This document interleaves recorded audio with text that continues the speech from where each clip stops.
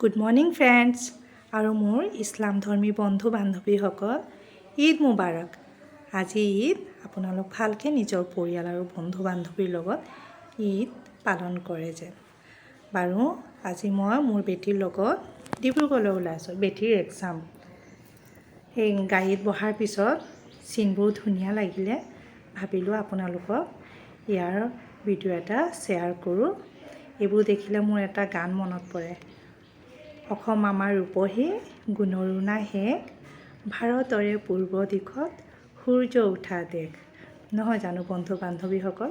আমি আমাৰ অসমৰ সৌন্দৰ্য যিমান বিৱৰণ কৰোঁ সেইটো শেষ কৰিব নোৱাৰোঁ। বহুত ধুনীয়া, গছ গছনিয়ে চাব নে নদী যাব নে কি, ইমান ভাল লাগিছে। মানে গাড়ীৰ ভিতৰৰ পৰা তোলাৰ কাৰণে ভালকৈ মই চিনেৰীবোৰ ভিডিঅ' উঠাব নোৱাৰিলোঁ। এই আমি এক্সাম দিয়া ঠাই পালোঁ।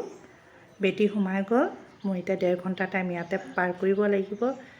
অলপ ইয়াৰে ভিডিঅ' লৈ লৈছোঁ, ভাবিলোঁ আপোনালোকক শ্বেয়াৰ কৰোঁ। 1.5 ঘণ্টামান কি কৰিম, ইয়াত থকা পেৰেণ্টছবোৰৰ লগত কথা পাতোঁ।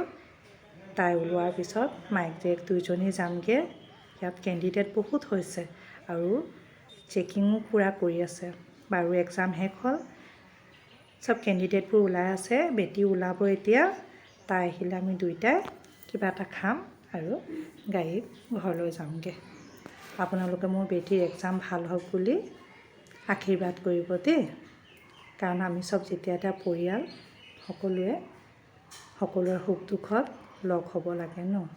বাৰু আজি ভিডিঅ'টো ইমানতে সামৰিছোঁ। ধন্যবাদ।